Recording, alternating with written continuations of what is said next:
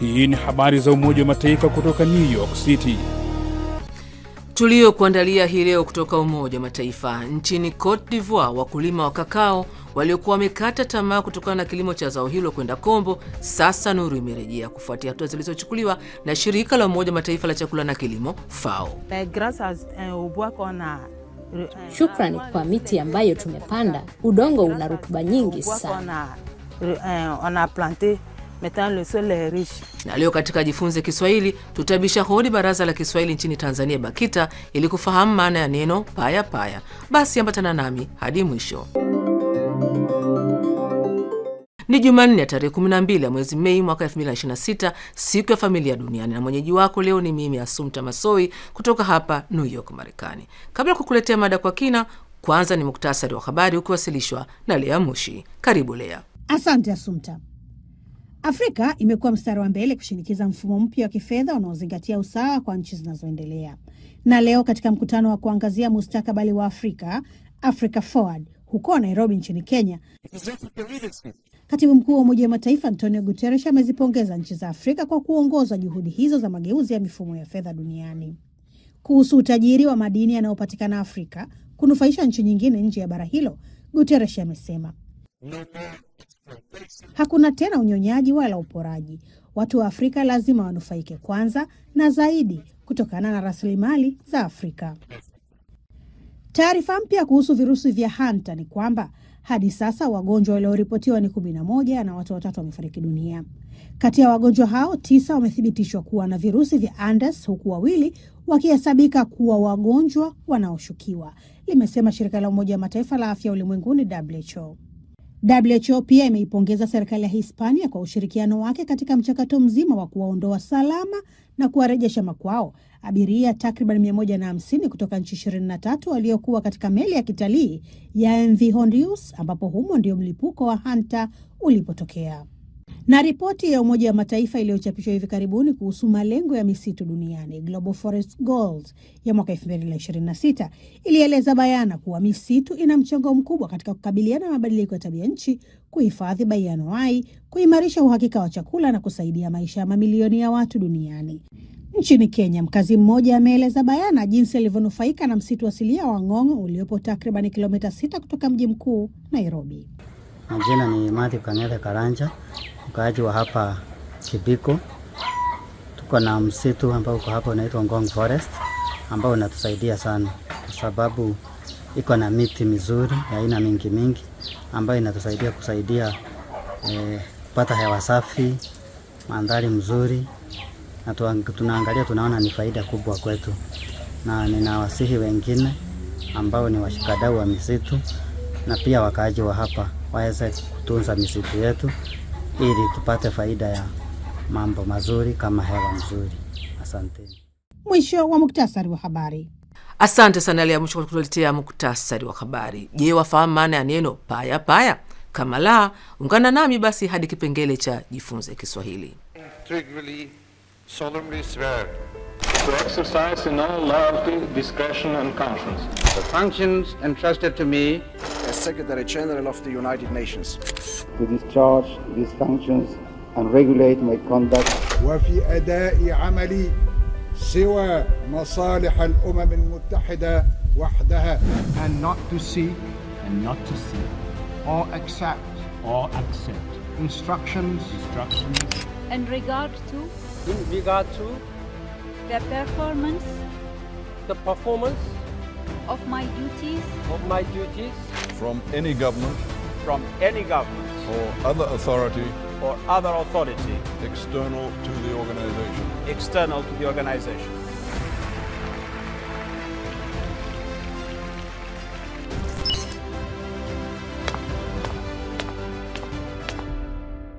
Naam, ni habari za Umoja wa Mataifa kutoka hapa Marekani kupitia chaneli yetu ya YouTube Habari za UN na pia televisheni wa shirika. Na unaweza kutembelea wavuti wetu news.un.org/sw kwa taarifa na makala. Mimi ni Assumpta Massoi.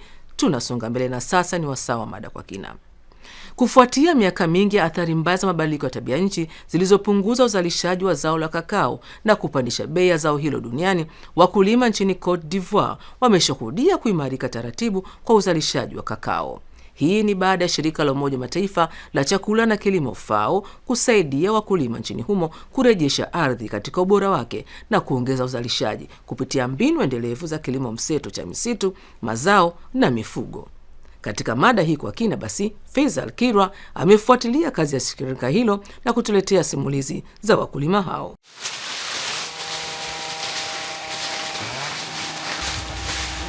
Video iliyoandaliwa na shirika la Umoja wa Mataifa la chakula na kilimo FAO inaanza katika wilaya ya Komo nchini Cote d'Ivoire. Unaonekana msitu mkubwa, na katika msitu huo mkulima mwanamke Nicole Kombo mwenye umri wa miaka 36 akiwa na mumewe Kotara Seydou wakifanya kazi katika shamba lao la kakao. Baada ya miaka mingi ya ukataji miti kiolela na ukame kuathiri ardhi na uzalishaji, sasa wakulima hawa wanashuhudia mabadiliko chanya kupitia upanzi wa miti unaosaidia kurejesha rotuba ya udongo na kuhifadhi unyevunyevu. Nicole Kombo ambaye ni mama wa watoto 4 akiwa amesimama mbele ya shamba lake la kakao kwa furaha anasema, hali ya hewa na mazingira yamebadilika baada ya kupanda miti. Sasa jua ni kali sana na udongo una rutuba. Tofauti na hapo awali ulikuwa mkavu. Shukrani kwa miti ambayo tumepanda, udongo una rutuba nyingi sana. Takribani kilomita 100 kutoka hapo, katika eneo la Agboville, kusini mashariki mwa nchi, mkulima Landry Ahmon anaokota na kukatakata matunda ya kakao ya rangi ya njano, ishara ya kuwa yako tayari kuvunwa. Bwana Landry anasema ameshuhudia mafanikio baada ya kuhamia katika kilimo mseto cha misituni. Anasema uzalishaji wake umeongezeka kwa kiasi kikubwa. Uzalishaji umeongezeka. Nimekuwa na mavuno mazuri sana baada ya kutekelezwa kwa kilimo hiki mseto. Hapo awali nilikuwa nikizalisha takribani kilo 400 hadi 900 za kakao kwa mwaka. Mwaka jana nilizalisha zaidi ya kilo 2500. Hivyo nimekumbatia kilimo mseto katika shamba langu. Afisa wa kiufundi wa FAO, Zana Uotara, akionyesha aina ya miti mpya iliyopandwa katika shamba la mkulima mmoja, anaeleza kuwa mbinu hii inasaidia kukabiliana na athari ya mabadiliko ya tabia nchi huku ikiimarisha uzalishaji. Miti hii miwili ambayo ni mti huu wa kakao na mti huu wa kivuli unajumuisha maono yetu kwa mustakabali wa uzalishaji wa kakao nchini Cote d'Ivoire. Kabla ya FAO kuingilia kati, mti huu wa kakao ulikuwa kwenye jua, lakini kwa kupanda mti huu wa kivuli chini ya miaka 3, tunaweza kuona kwamba unatoa kivuli kwa kakao. Tunaona kwamba mavuno ya mti wa kakao yameongezeka. Kuna maganda zaidi kwenye mti huu wa kakao ambayo hufaidika kutokana na kivuli kinacholetwa na mti mpya uliopandwa. Hii ina maana kwamba upanzi wa miti ni suluhisho kwa wakulima wetu wa kakao katika kukabiliana na athari za mabadiliko ya tabia nchi. Kupitia miradi hii ya FAO inayofadhiliwa na wadau kama mfuko wa mazingira wa dunia GEF, zaidi ya wakulima 200,000 sasa wanafaidika na mbinu hizi endelevu. Mwakilishi wa FAO nchini humo, Joseph Nyema, anasisitiza umuhimu wa misitu katika uzalishaji wa kakao. So everybody now knows that if you want to continue on, kila mtu sasa anajua kwamba kama unataka kuendeleza uzalishaji wa kakao, kama unataka kuvuna mazao mengi ya kakao yenye ubora, unahitaji kuwa na misitu katika mazingira na mashambani. In the environment, on the field. Katika video hii ya FAO, wakulima wanaonekana wakichakata na kukausha kakao na kusindika kwenye magunia, huku lori zikihamisha magunia mengi yaliyojaa kakao ghafi na kupanga kwenye chumba cha kuhifadhi. Licha ya ongezeko la uzalishaji, changamoto inasalia kuwa wakulima wanakabiliwa na tatizo la kushuka kwa bei ya kakao, jambo linaloweza kupunguza hamasa ya uzalishaji.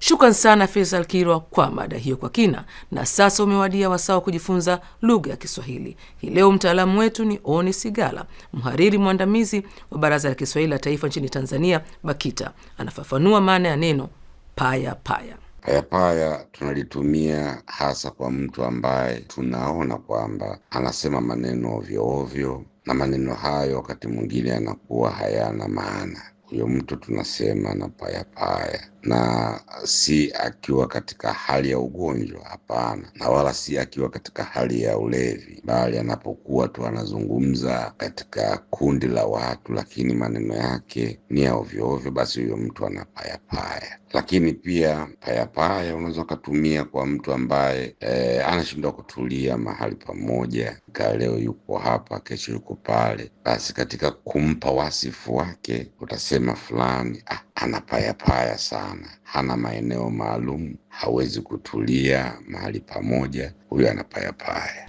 Shukran sana Oni Sigala kwa elimu hiyo. Basi nami kufikia hapa naweka nukta kwa leo, lakini tukutane tena Alhamisi kwa jarida lingine la video, na kwa upande wa kipindi cha redio ni kila siku. Kwa hiyo kesho Jumatano utapata habari za Umoja Mataifa. Hata hivyo, kwa sasa unaweza kutazama habari na video nyingine kwenye chaneli yetu ya YouTube Habari za UN, na katika ukurasa wetu wa X jina ni hilo hilo Habari za UN. Kumbuka pia kupakua app yetu ya Habari za UN katika Play Store na App Store. Kwa niaba ya wote walioshiriki kuleta jarida hili, mimi ni Assumpta Massoi na kutakia amani na kwaheri kutoka New York, Marekani.